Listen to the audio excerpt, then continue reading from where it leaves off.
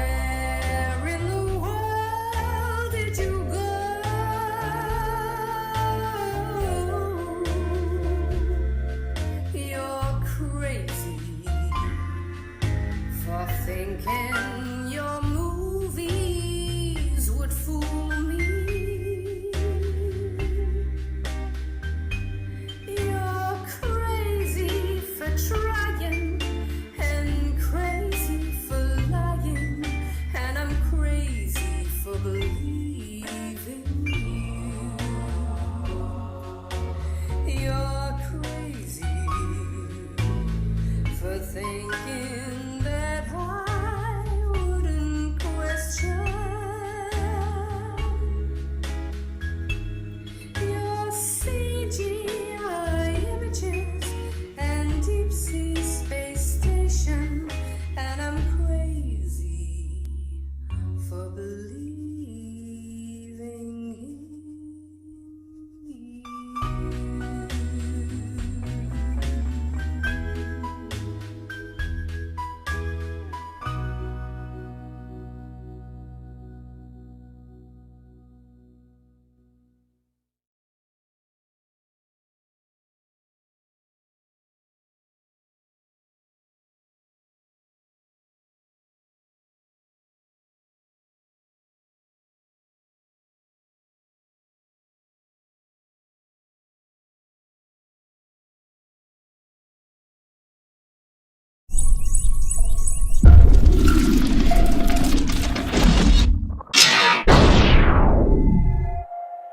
Just our common sense, everyday perception of the Earth, it is flat as far as we can tell.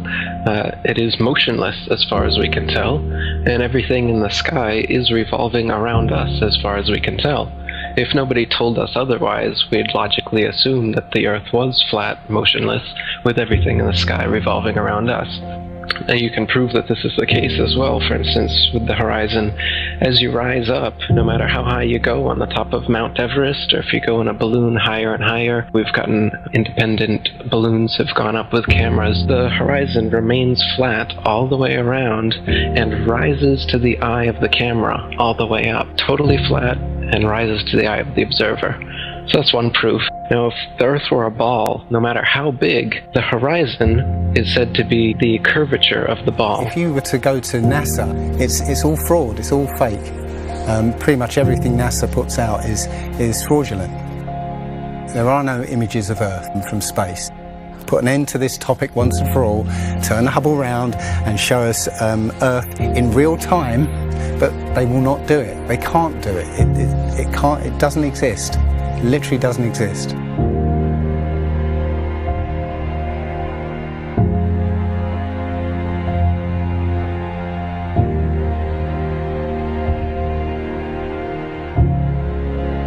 Looking at these images of Earth, including the one they called the Big Blue Marble, which was released in 2002, I think. Zoom into it with Photoshop, you'll see where they've used the clone tool in Photoshop to take a picture of one of the clouds and stamp it in various places around the picture. They got lazy. If the Earth is 25,000 miles in circumference, there must exist a curvature drop of 8 inches times the mile when you square the mile. 1 mile means there should be an 8-inch curvature drop. 2 miles, 2 times 2 times 8 is 32. That's 32-inch drop. 3 miles would be a 72-inch drop. And this would exponentially continue. Here's the longest bridge in the world. The Danyang Kongchon Grand Bridge in China. 102.4 miles long. There should exist nearly 7,000 feet of curvature drop in that bridge. 7,000 foot curvature drop. Do you see it? It ain't there. Look at the horizon. It's flat. You can see in that dive shot that the inside camera, the horizon is completely flat. Then it goes to the outside and you got a huge curve.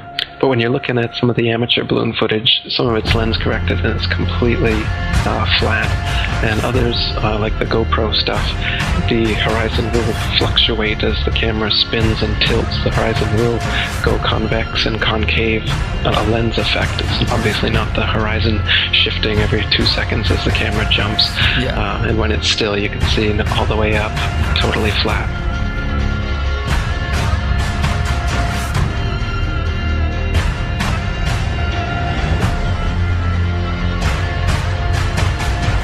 NASA is essentially Hollywood, and all the images that you think you've seen of a spinning ball Earth are faked.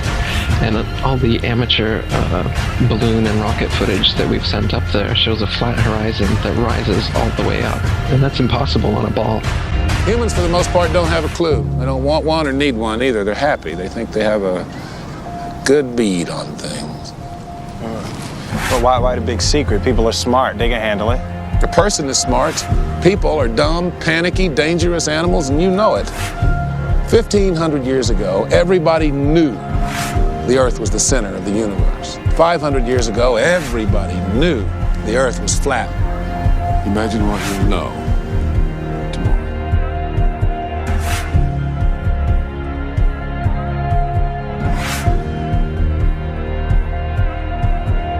The horizon, for instance, is always completely flat, and you don't feel any motion. So if you were just born today and looked out, you wouldn't assume that you're standing on a spinning ball. You'd assume that you were on a flat, motionless plane. So to assume that we are on a spinning ball is actually contrary to our common sense and our everyday experience. And there's also experiments that have been done to test whether we're on a spinning ball or not.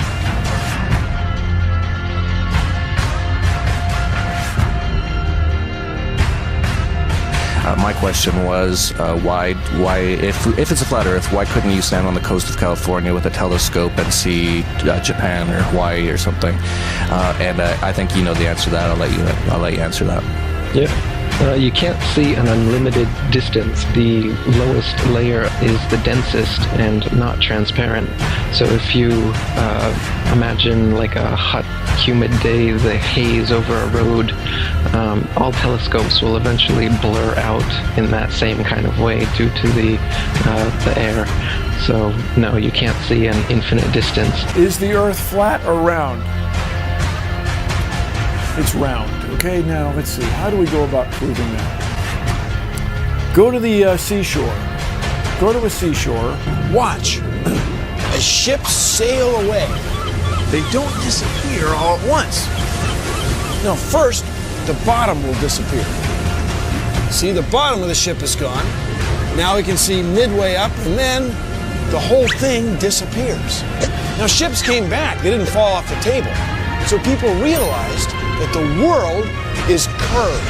I mean, it's a big curve, but it's curved. So, the process of testing claims, the world is flat, the world is round, is what we call science. Now, if you have a claim that can't be tested, that's what we call pseudoscience. Extraordinary claims require extraordinary proof. Extraordinary claims require extraordinary proof. Boats don't disappear over the curvature of the horizon. Boats disappear due to perspective. All you have to do is go to the beach, watch a boat disappear from your eye, and then whip out your telescope, your binoculars, or your high-powered zoom on your camera, and you can pull the entire boat right back into view. Whole mass and all. Yeah, that's right. You think the boat disappeared? Just whip out your telescope, your binoculars, or your zoom camera. You bring the entire boat back into view, completely debunking everything Coy just told you. And here's my video proof. Extraordinary claims require extraordinary proof. Imagine that. You can debunk the curvature of the Earth yourself with just a simple zoom on your camera. Bye-bye, little boat. The flat Earth? Well, that didn't stand up to tests. The round Earth did. And you guys, come on. Everybody watches newscasts. You all use mobile phones. You all see airplanes fly around. You all go to see Ed Sheeran in concert one day in London, another day in Melbourne, Australia. This all depends on our fundamental understanding of the size of the Earth and its shape with extraordinary precision. What the fuck did you just say? The way we teach science is you're just some empty vessel and we pour the science into you and then you regurgitate it on an exam. Right. Because Earth, we know it spins once day, yes. Off to a great start. So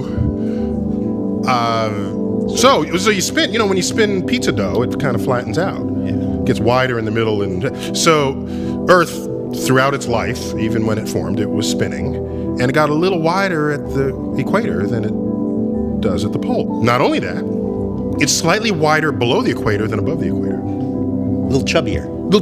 Yeah. Chubby's a good word. It's like pear-shaped. Yeah. So, it turns out the pear-shapedness is bigger than the height of Mount Everest above sea level. Well, let me just so you understand.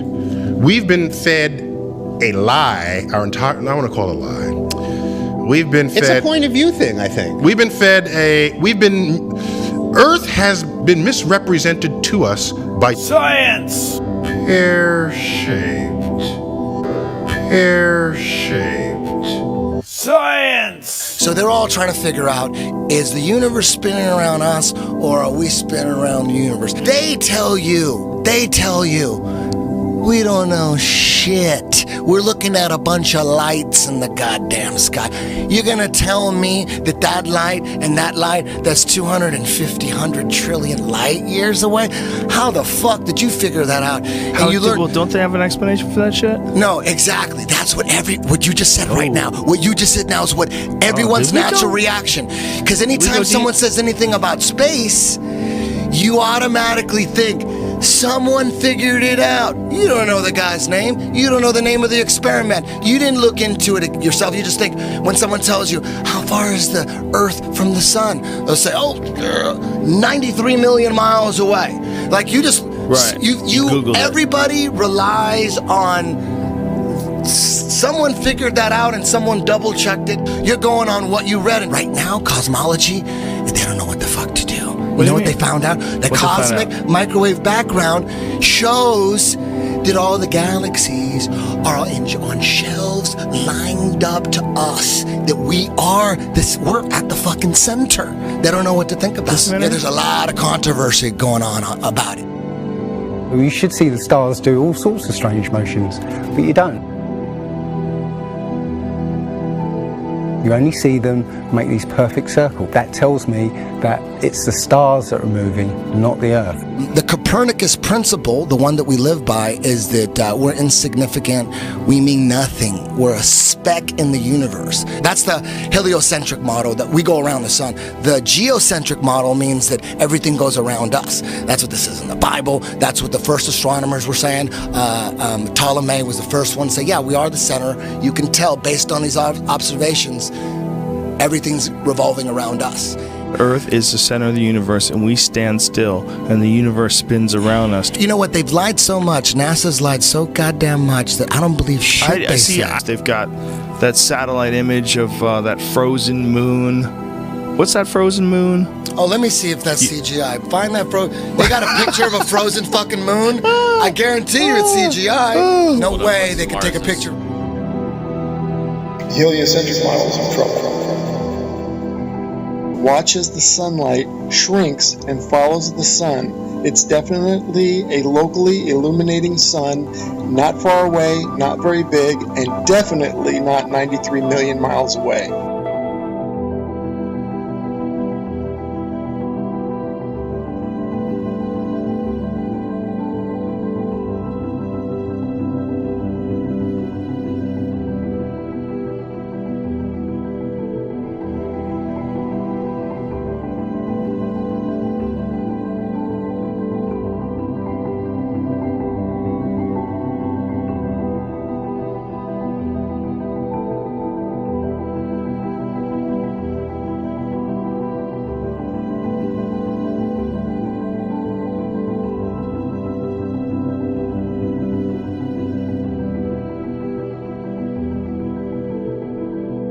There's a place in Bolivia called Salar de Uyuni, which is a salt flat. It's literally 100 miles wide one way and 80 miles across. And it's perfectly flat. And when it rains, literally you get an inch of water and it looks like a perfect mirror. Now, how does that happen on a sphere? Yeah, it shows you that, you know, if you're one end of this salt flat, you can see perfectly clearly the other end 100 miles away. So it's just showing you that, you know, the Earth is flat, and without the effect of the waves in the sea, you'll be able to see a whole lot further.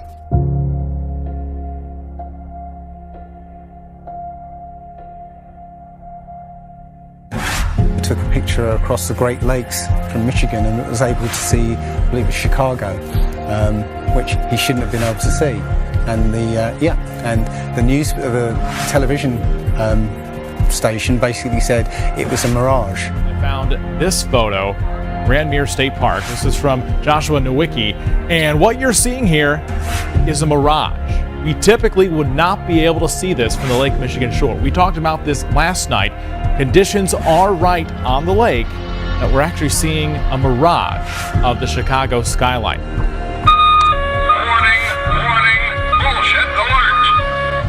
very interesting here. Here's what's happening. This is a good example of a superior mirage. So Joshua was on the Lake Michigan shore. He was looking towards the west, and Chicago's beyond the horizon. Should not be able to see it. However, with the right conditions, we have an inversion. We have cold air near the cold lake water and some relatively warmer air above it. This will bend the image of that skyline back towards the viewer. And so typically we would not be able to see this. This image would be viewable from much, much higher in the sky. They always say it's a mirage, but for a mirage to happen, you have to have very specific atmospheric conditions. It's not a mirage. It's simply that you're looking across a plane.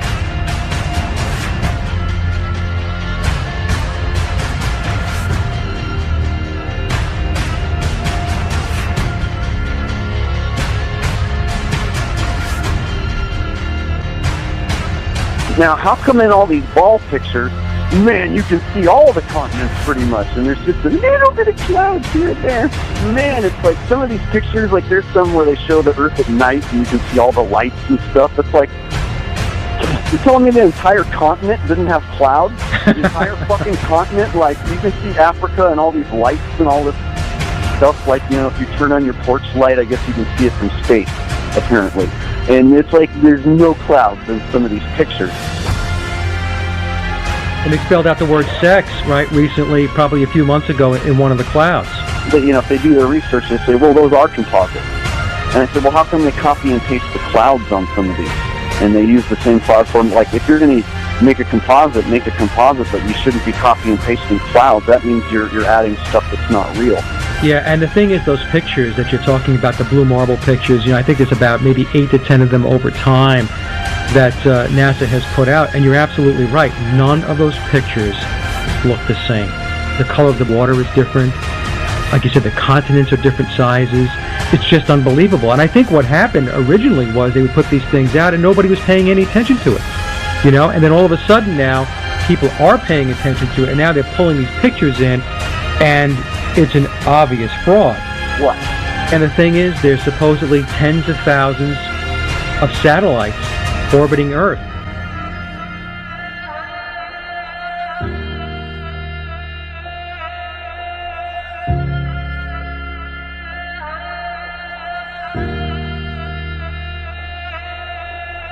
We can't get any close-ups of Earth. We can't get a view of Australia with the buildings upside down.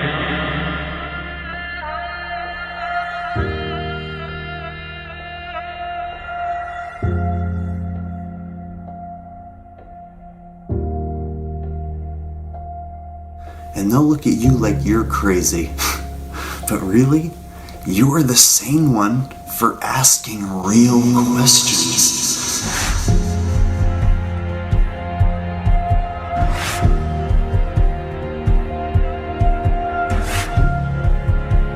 They're the fucking idiots for just repeating school book bullshit. That's how it works.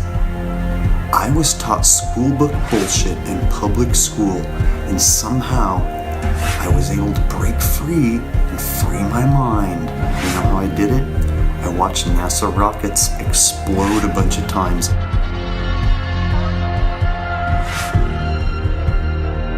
Fly off sideways and not go to space. If you watch the trajectory of the space shuttle, it doesn't go straight up. It always goes in a curve and out to sea.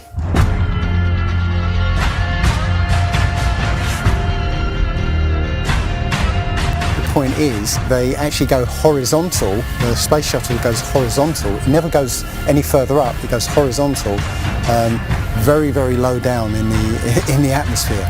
It's still in the atmosphere while it's horizontal, so it never gets any higher. And it goes out of sight, not because it goes too high, because it goes too far downrange. And they have a plane that's mocked up to look like a space shuttle. It's a jet-powered aircraft. That's it. It's not a glider. It's an aircraft. And that's what they're fooling us, taking billions of dollars in and giving us images and fake planes for that 10 billion, however many billions of dollars it is. what goes up must come down. And literally, we have not ever seen anything that has ever gone up and not come down.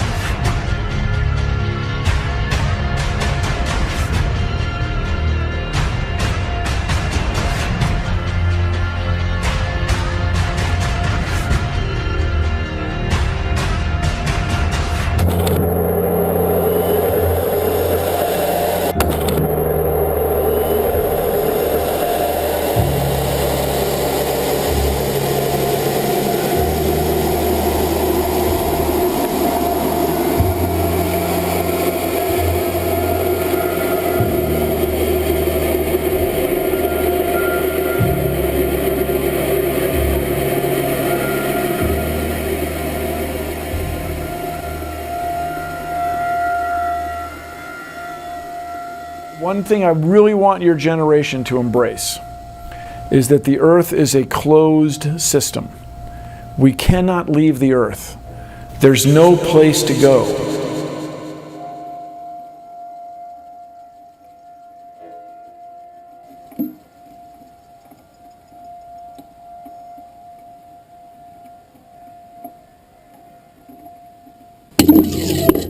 Rockets don't have brakes. It literally stopped. All of that angular momentum from the rotation of the rocket and the linear momentum from flying up just stopped. No, it had to have hit something. But what did it hit? If it hit a solid surface, the rocket would have been destroyed, and most likely the camera too, so we wouldn't have the footage, and obviously that's not the case.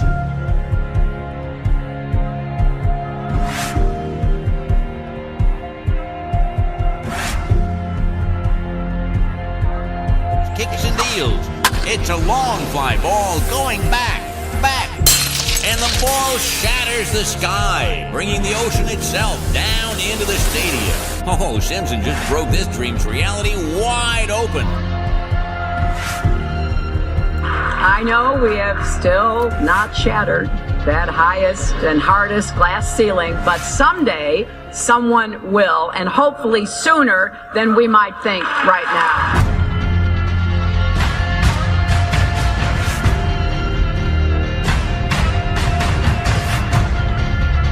There's no place to go. Although we weren't able to shatter that highest, hardest glass ceiling this time, thanks to you, it's got about 18 million cracks in it. And it may be hard to see tonight, but we are all standing under a glass ceiling right now. People figured out that we were an enclosed system. The more advanced we got, it would be the biggest thought on our minds. That's all we care about. You could make a wildlife preserve 1,000 miles square. All people, all human beings would do is just be knocking on the fence constantly, going, why is this fence here? Who built the fence? Why are we in here? And so on and so on. Why do you think that Truman has never come close to discovering the true nature of his world until now? We accept the reality of the world with which we're presented. Earth, yep, Earth, yep. Oh. Earth! If you start here, and you go around long enough in the same direction, you wind up in the place you started from. Yes, Thomas? Why don't we fall off when we walk underneath, Miss Sarah? Because of a force called gravity. What does gravity look like? Gravity is something we can't see, but we know it's a great invisible force that keeps us all here on Earth. It's a natural force that keeps us all from flying off into space. We were always told that the world is flat. You are told right. Don't listen to her.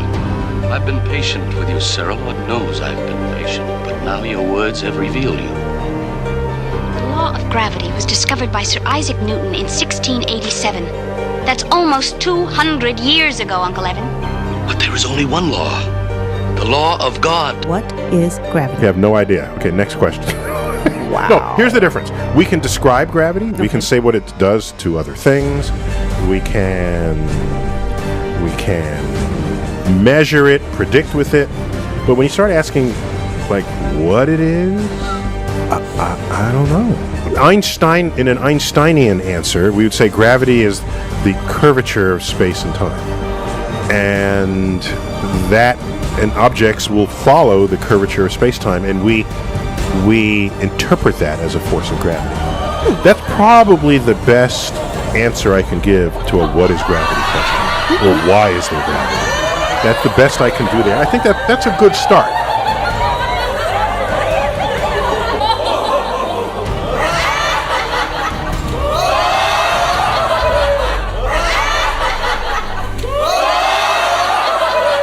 The world is round.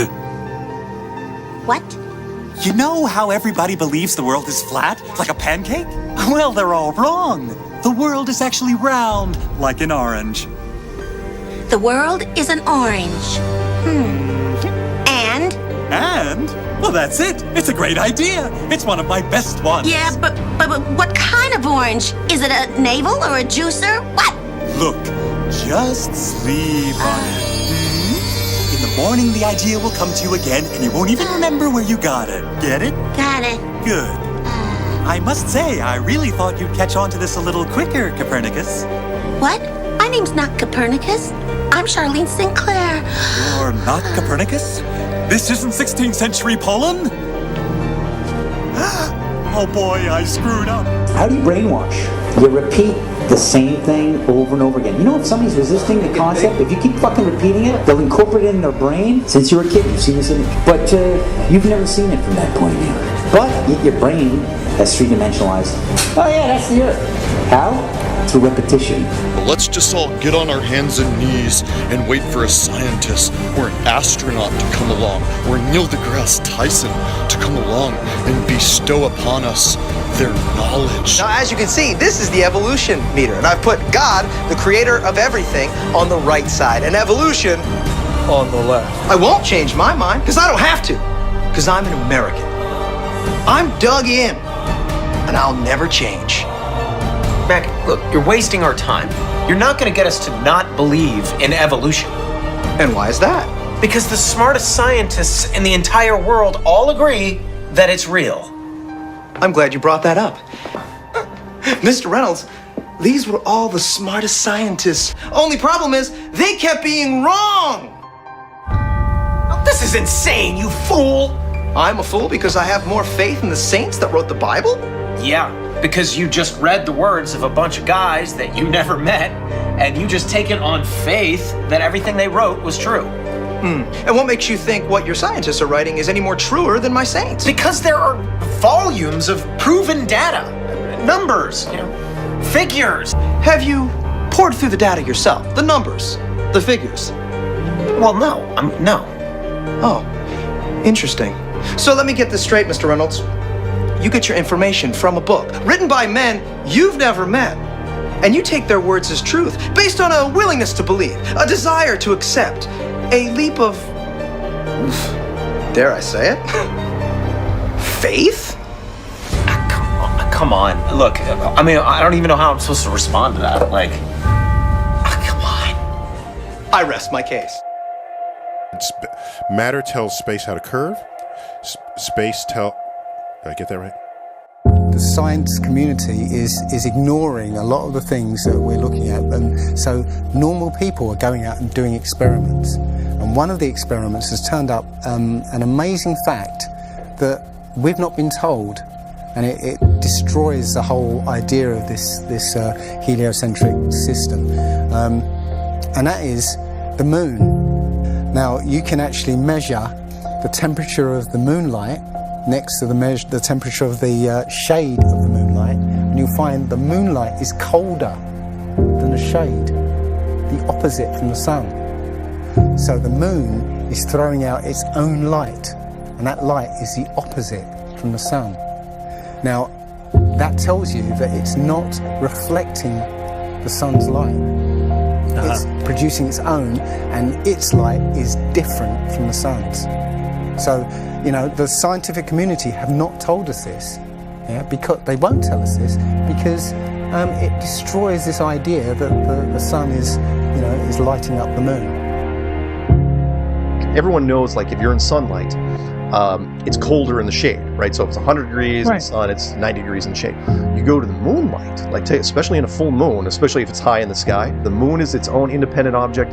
It is not reflecting the sun rays. The sun is its own object. Also, you know, about the same size, which is, you know, again, coincidentally, you know, why the moon fits so perfectly in front of the sun during an eclipse. We always thought it was a coincidence that even though it was 400 times farther away, that it was also exactly 400 times less diameter, which is why it fits. And the other weird thing about the moon, which everyone thinks, oh, it's just a coincidence, is that we never see the other side of it. It's constantly perfectly rotating, so we only see one side of the moon. Exactly one side. It's not like we have like a quarter of a degree every 5 years or half a degree here and there. It's always the same side.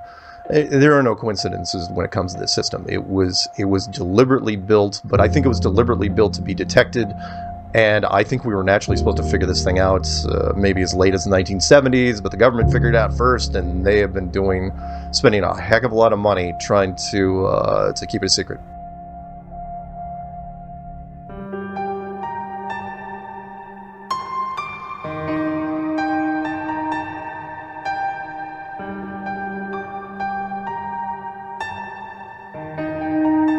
When I look at the people who signed the Antarctic Treaty, and all the nations that were down there doing whatever they were doing signed a treaty, and I believe it was 1958 or somewhere thereabouts, saying, nope, nobody can stake a claim to Antarctica, and if you're going to go down there, you can only go down there for scientific reasons under carefully restricted guidance, but it's not a free-for-all. Nobody can just, hey, I'm going to go check out Antarctica and do a high jump of my own. No, can't do it.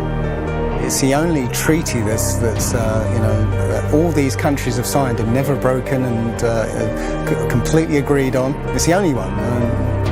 What treaty is there that everybody's agreed on? We're being kept away from it for a reason. They have some scientific bases there, and literally it's controlled by the military because they don't want you finding out what's beyond. During 3 voyages lasting 3 years and 8 days, Captain Cook and crew sailed a total of 60,000 miles along the Antarctic coastline, never once finding an inlet or path through or beyond the massive glacial wall. So the other question is, well, how come ships don't go off the sea if it's flat? How come ships don't fall off the edge? Well, here's why you don't fall off the edge. There's a 200 to 300 foot high wall that is the border that Scripture says is keeping everything in. Nothing's going past that. Because they don't want you finding out what's beyond.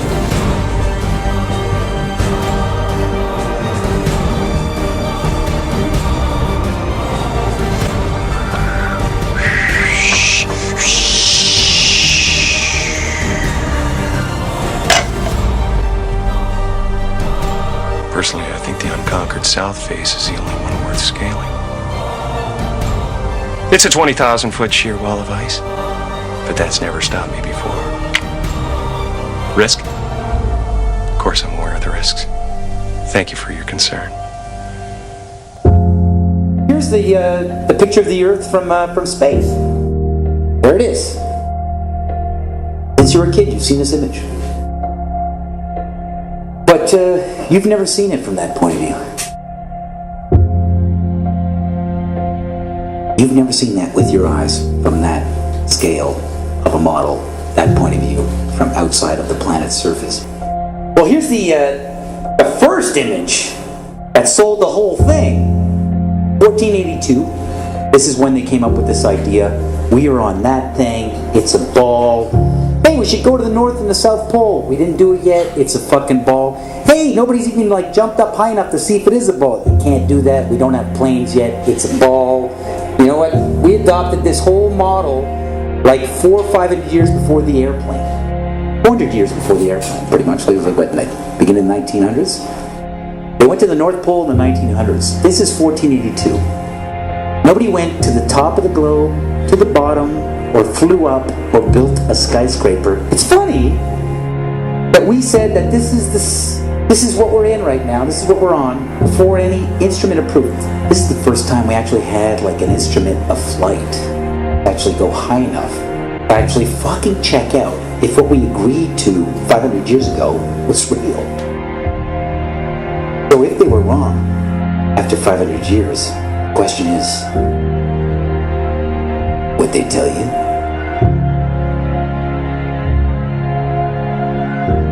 Newtonian physics, why objects move on a ball spinning 1,000 miles an hour while it's going 26,000 miles around the sun.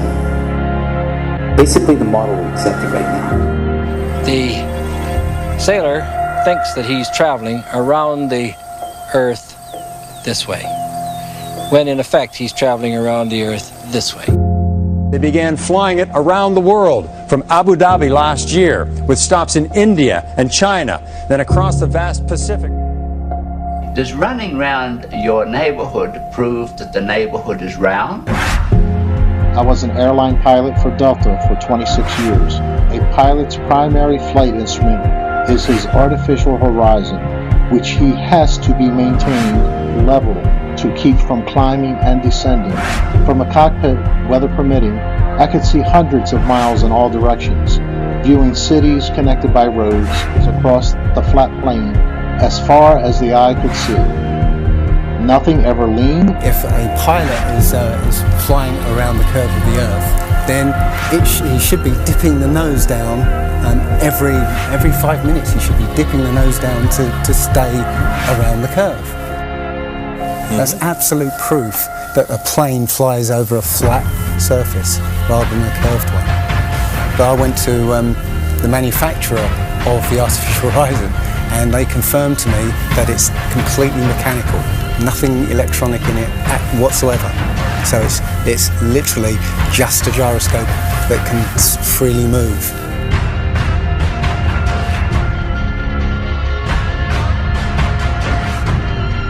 That right there is proof to me that planes fly over a plane.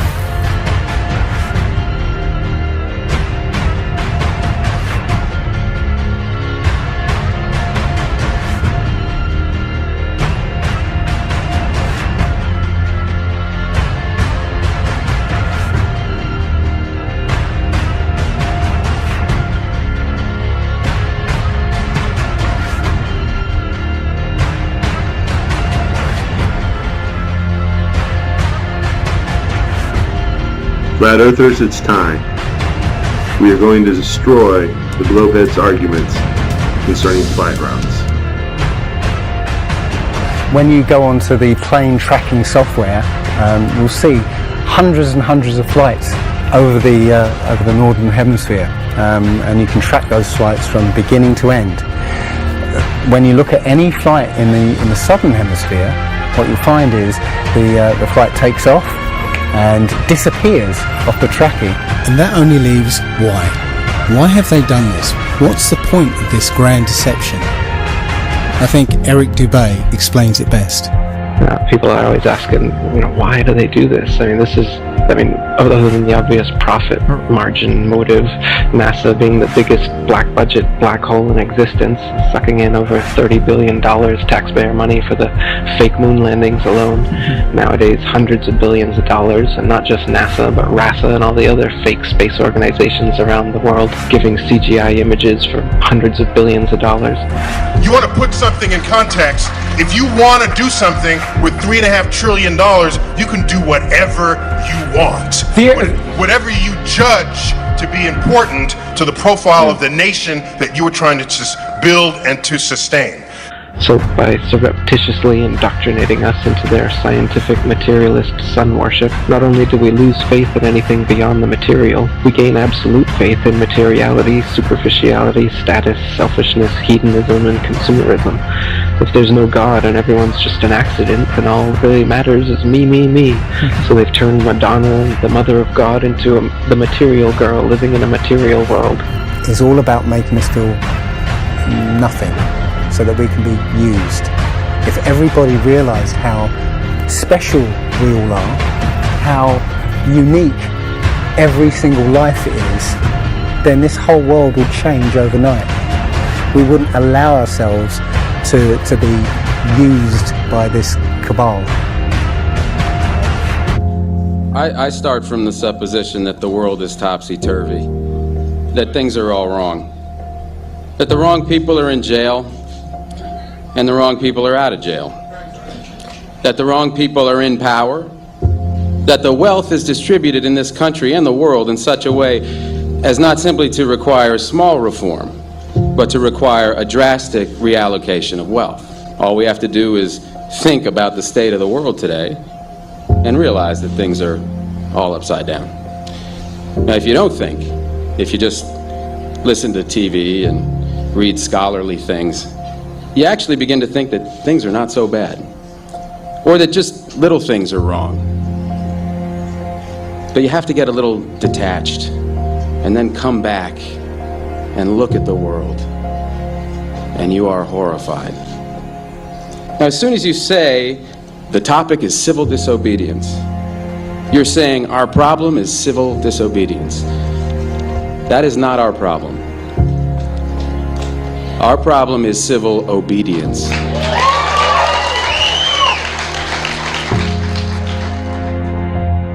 I think all our society is run by insane people for insane objectives. You know, and I think that's what I sussed when I was 16 and 12 way down the line, but I expressed it differently all through my life. It's the same thing I'm expressing all the time, but now I can put it into that sentence that I think we're being run by maniacs for maniacal ends, you know. If anybody can put on paper what our government and the American government, etc., and the Russian, Chinese, what they are actually trying to do, you know, and what they think they're doing, I'd be very pleased to know what they think they're doing. I think they're all insane, you know, but I'm liable to be put away as insane for expressing that. You know, that's what's insane about it.